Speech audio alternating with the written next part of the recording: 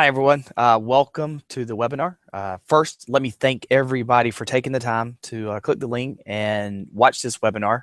This is something that here at our academy, at the Pendergrass Academy, we are very passionate about bully prevention, really instilling in our students confidence and ability to stand up to bullies. So we just wanted to take the, probably a few minutes here just to kind of go over some basic tips, ideas, things that we teach here at our academy. Anytime that we do, we cover Bully Prevention Month, or throughout the year, we actually oftentimes will have whole months where we just talk about bullying, how to stand up to bullies, how to prevent it, all these kind of things. We always have conversations at the beginning of classes, and we do community events. We do specific courses where we bring in people from the public and discuss these similar type topics. So I just wanted to share this with everyone. Bear with me. This is the first time I've ever done a webinar. I'm kind of excited. I like playing with new technology, but hopefully this goes smoothly. Again, just wanted to share this information with you guys, and I hope you enjoy it. All right.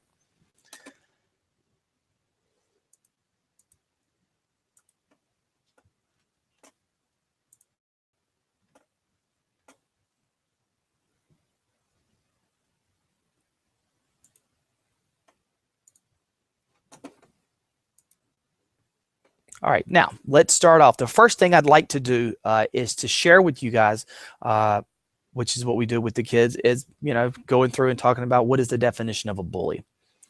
All right, a bully is a person who is habitually cruel or overbearing, especially to smaller or weaker people. By definition, it's also the hired ruffian, a thug. What is a bully? As we just mentioned, is someone who is habitually mean to others. They can inflict both physical and psychological abuse on their victims. Bullies can appear anywhere from in schools to workplaces and on the internet. Bullying can also take place on an international or large scale. It just doesn't mean it's something that happens in your little town or in your class or whatever. It can happen on a global scale. Now, some basic bullying information. Bullying occurs in every country around the world, around the globe, when kids aren't tolerant of each other. It's a universal problem faced by kids of every age. It happens in schools, neighborhoods, and homes every single day. The more you know about bullying, the more you can do to stop it. Did you know there are many different kinds of bullying? Bullies can be as simple as calling someone a name or as hurtful as pushing someone down. 8% of students miss one day of class per month for fear of bullies. Almost 30% of youth in the United States are estimated to be involved in bullying as either a bully, a target of a bully, or both. In a recent national survey of students in grades 6 through 10, 13% reported bullying others, 11% reported being the target of bullies, and another 6% said that they bullied others and were bullied themselves. And that comes from the National Youth Violence Prevention Resource Center. Now, what are some of the effects if you happen to be bullied? Oftentimes, you become more depressed. You could have increased anxiety, typically low self-esteem, cutting school to avoid the situation, physically becoming sick because you're worried so much, and in extreme cases, becoming suicidal. Now, who do bullies target? Bullies tend to pick on targets they think are weak. Children, for example, will target children who are younger than they are, along with children who look different because of anything from race to disabilities and fashion sense. People who appear emotionally weak may also be targeted for bullying. Bullies themselves are often former or current victims of bullying. Children who have unstable home lives, for example, may take out their frustrations and aggressions on other children. And this is just one way or one reason people may become bullies. People get bullied for many different reasons. Anything from how fast or slow they learn, their choice of lifestyle, being perceived as being too tall, too short, too unattractive, too thin, too overweight, or too plain, their race or religion, where they live, who their parents or siblings are, their choice of clothing or hairstyle, who their friends happen to be, the way they speak, the fact that they wear glasses or have braces, or if they even have a disability. So pretty much for any reason you could think of, people can find a reason to want to tease someone and bully someone. Now, let's get into what are the different styles of bullying. As most of you may imagine, the two main types are physical and verbal. Obviously, physical is anything where someone can hurt another person. Hitting, kicking, punching. Those are the main ways of or main types of physical bullying. Verbal bullying. That can be anything from name calling to making offensive remarks or joking about a person's religion, gender, ethnicity, socioeconomic status, or the way they look. So again, these are the two main types of bullying, which is physical and verbal. Now let's talk a little bit about a couple of other subtypes. Indirect bullying. That can include anything from spreading rumors or stories about someone, telling others about something that was told to you in private and then kind of sharing that with the group. Those would be examples of indirect bullying. Social alienation basically includes a bully, is when a bully excludes someone from a group on purpose. So again, not quite as common as physical and verbal, but it can occur. Now,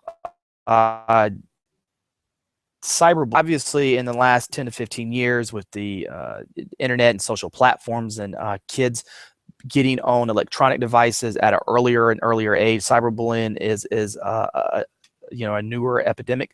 Cyberbullying is done by sending messages, pictures, or information using electronic media, computers like email and instant messages, or cell phones via text messages and voicemail. For instance, and there can be different types. When kids harass other kids and send them inappropriate things, or even they could even be making up stories about kids and blasting it out over the internet. Whether it's putting the information out there or sending it directly to the person that they're bullying, those both could be examples of cyberbullying. Now, we just want to give a few tips regarding cyberbullying for both parents and kids. For parents, if your child indicates a problem, take it seriously. Never dismiss it as just kids being kids. Talk to your child regularly about cyberbullying, what it is, and the steps a teen can take in dealing with it.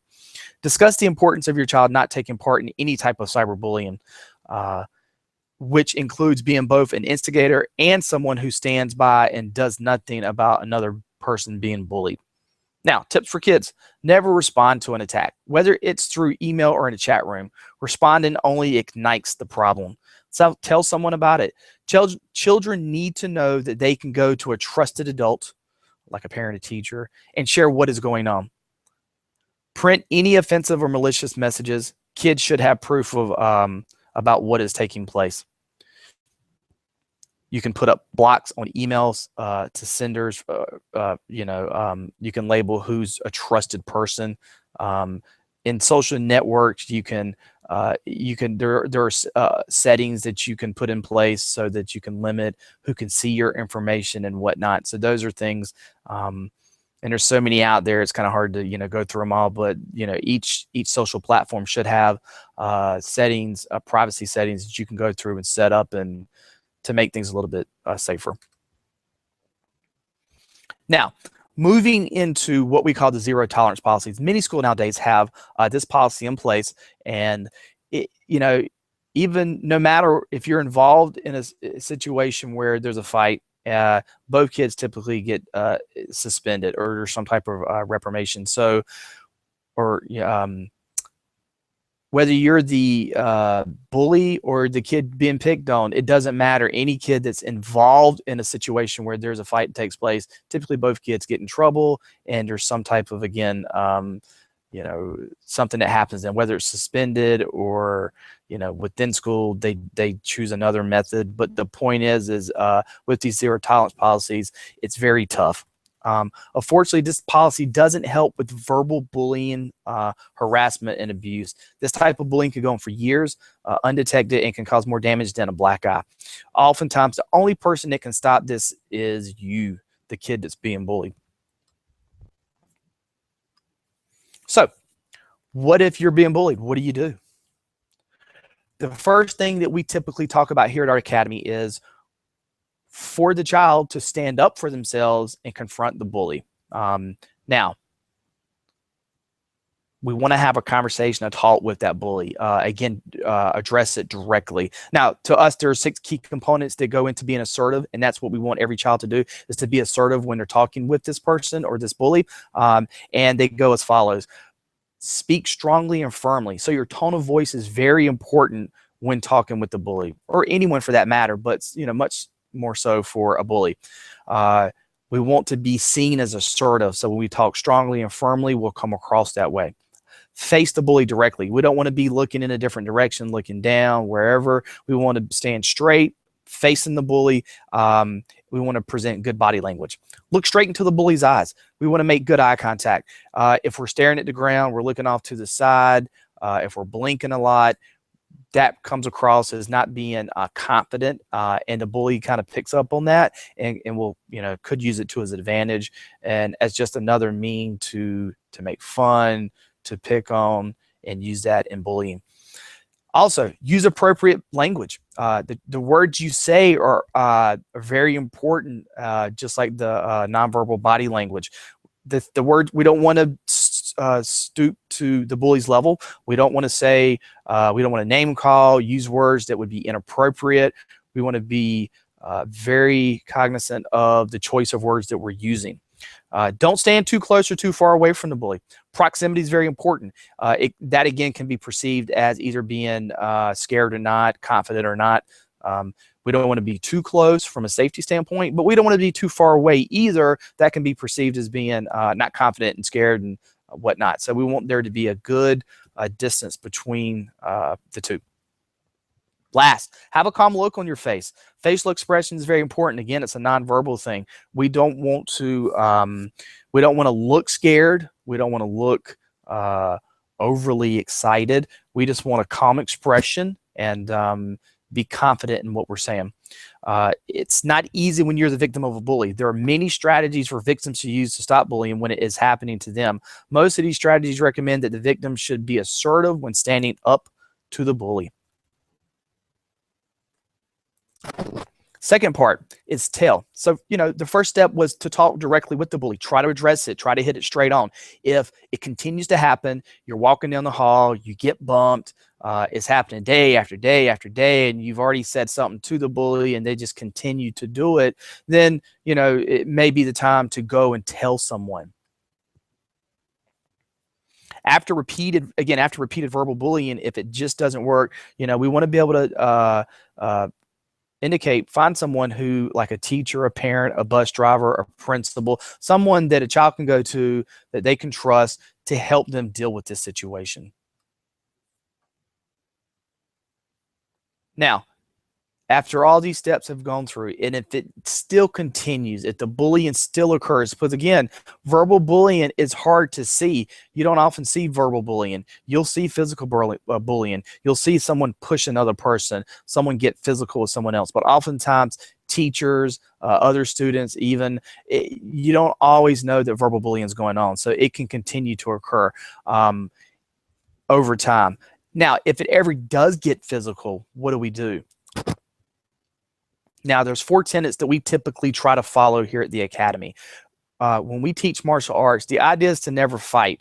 The idea is to be confident in your skills, confident in the way you carry yourself, and you're going to be less likely to be picked on and bullied when you are very confident. In the back of your mind, here's something that we often say here. If a child fears for their personal safety, they will never have the confidence to stand up to the bully. And that's the whole reason you take martial arts, is to know that if you're ever in that situation, you've got it. It's like in your back pocket. It's you're not worried about anything. You're ready to defend yourself if you have to, but you're confident that you never need to get in a fight. You don't have that need to want to. So we always avoid the fight. Just because someone calls your name or someone pushes you a little bit, that doesn't give you the right or say, hey, you need to go ahead and just get in a fight with them. No, avoid the fight if you can. Now, if you have to defend yourself, if a bully comes at you and they try to tackle you or they swing at you, we want to teach our kids to know you have the right to defend yourself. Do that. Don't take the punch. You know, if you can get away, get away. If you need to defend yourself, defend yourself. Know you have the right. Number 3, if you have to defend yourself, we never want to punch or kick the bully. We want to just control the bully and negotiate. We want to be able to talk with that person. But we teach jiu-jitsu primarily here at the Pendergrass Academy. We do not want to defend ourselves with punches and kicks. Hard to control how hard or soft you punch or kick someone. And you know, in school these days with the zero tolerance policy, you're going to get in much more trouble. If we can grapple, if we can hold someone down, pin them, be as less non-aggressive as possible, that much better. If you have to use submissions, which is what we do here, we want to use as minimal force as possible and negotiate. The types of submissions that we do are applied very slowly in a controlled way, and it actually gives a person the opportunity to give up. Again, it's very nonviolent and very humane. Again, the main point here, we never want to hurt the bully. Okay, as an example, here is a arm bar that a gentleman is doing. Again, it's a technique that can be applied very slowly in a controlled way and in a humane way, and actually gives the bully the opportunity to basically say, "Uncle, stop, don't hurt me. You know, I'll leave you alone," whatever the case is. All right, kind of hard to do that when you're punching and kicking. You can't really control that. Now, moving on. Stop the bullies with martial arts. We feel like martial arts are a great benefit for many reasons. Fitness, learning to defend yourself, becoming more confident. There's a lot of great benefits to training in martial arts. Everyone, we feel, should be enrolled in some sort of self-defense or confidence building type program. Confidence comes with experience and knowledge. Students should actively train with contact in a controlled environment, and that part's very important. A saying that I love to use a lot that I learned a long time ago is, competence builds confidence.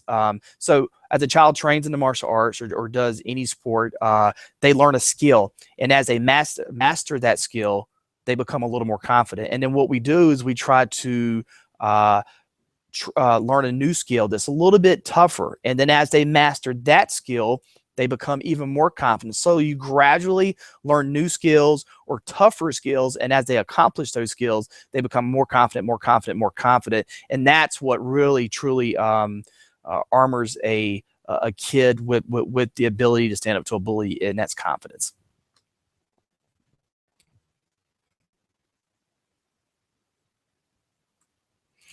Make sure you are proud of who you are, because this is the greatest bully defense. If teasing doesn't bother you, typically they'll give up after a while, and that's so true. Now, parents, just a few tips to kind of go over, in our opinion. Self-image. Make sure to do your best to keep good personal hygiene. Bullies usually pick on children that either have poor hygiene or look disheveled. Physical fitness. Children that are involved in sports and that exercise and keep themselves in good shape are less likely to get bullied. Martial arts. Children that train in the martial arts have a lot more confidence than the average child. Children should train in the martial arts to develop confidence, and if they are picked on, they will not be scared to defend themselves. That's the end of the actual webinar. I just wanted to share this with you. You may not know that we have a free online bully course. What I just went through is a good overview of the stuff we do. In the course, we kind of go a little bit more into detail with some of the information, such as lines that kids can use when they're defending themselves if they have to take another kid down and mount them and get on top, and that little negotiation, the conversation that they're having with kids. We give lines in there. We give more information on when you're dealing with the bully and you know, the kind of things you say and how you look at them. And anyway, we go much more into detail with some of that information. And the cool thing about it is it's self-paced. You can go through at your own leisure. The link is there at the bottom, bit.ly/6 keys to defeat a bully. Highly encourage you guys to check that out. Great information in there. Very similar to what we just went through. It just kind of takes off and expands just a little bit on that. Also, lastly, as another resource, wanted to share with you guys a Facebook page that we have that's specific to the area, facebook.com/bully prevention for Wake Forest NC. Great resource. We've had this for years now. We post articles, tips, tricks, things that are coming up revolving around bullying. All right, check it out, like the page, and comment on there. Again, just check it out periodically. Great information that we try to get on there for everyone. All right, thank you for taking the time to go through this webinar. We hope you guys enjoyed it. Please make comments down below if you're watching this on YouTube. We'll love to hear you guys' feedback. If there's anything I didn't cover you'd like to hear about, let me know. Also, let me know what parts you like or stood out the most to you. All right. Have a great day, guys, and look forward to seeing your comments.